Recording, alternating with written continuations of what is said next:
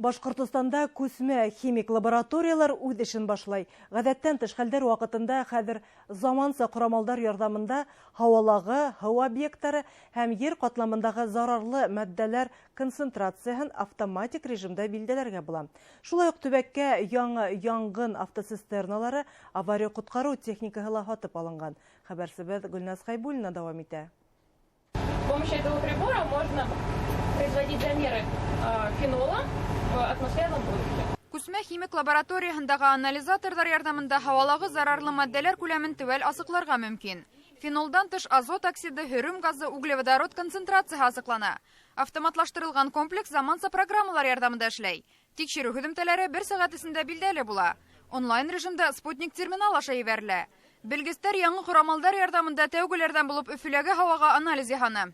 В данный момент предельно допустимой концентрации не обнаружено, поэтому делаем вывод о том, что в Уфе воздух чистый. Бу лаборатория тикшерә 28 химик вещества, органик та неорганикны. Һаваны тазалыкны тикшерәбез. Күрәбез воздухта виш химик элементтар пожарларда, аварияларда, чрезвычайный ситуацияларда. Республикала 2 күсмә химик лаборатория эшләйсәк. Уларның береһе авариялар вакытында һау объектлары һәм җир катламының бысрану кимәлен билдәләй. Автомобильләр махсус заказ буенча эшләнгән. Бындай комплекслар башка төбәктәрдә юк. Башкортостанның гадәттән тыш хәлләр буенча дәүләт комитеты тарафыннан даими мониторинг узгару, вакыйга урынына сыгуга тәүлек әйләнәһенә әзерлекте тәэмин итү максатында быел химик радиометрия үзәге булдырылган.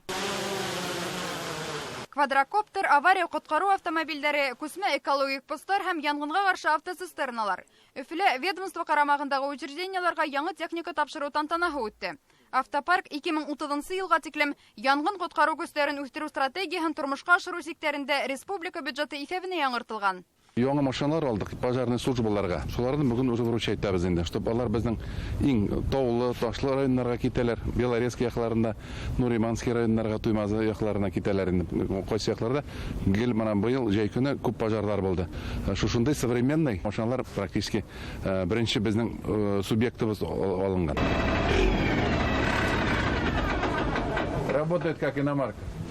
Башкортостан хөкүмәте премьер-министры Андрей Назаров руль артына ултырып куәтле техника мөмкинлекләрен караны.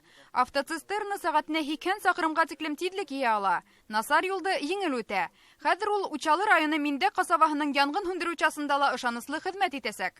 Яңа техника караганда безнең әле моны җил 2 машина 29 елга шундый булды машиналар безнең пожарныларның хыялдары шундый яңа технологиялар белән эшләнгән 6 тонна һау запасы бар бит инде авылларны хаклайды бит инде янгыннан. Бу машина безнең өчен бәхет дип әйтәм була. Быел республикала 71 әмәк янгын һүндерү техникаһы һатып алынган.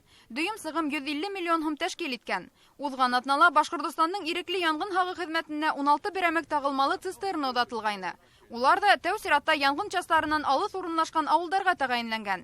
Катмарлы эпидемиологик хәлгә карамастан төбәктә яңа янгын деполары төзелә, эзләү коткару отрядтары ла булдырыла. Гөлназ Хайбуллина, Артур Ханов һәм Виктор Миренков. Яңалыктар.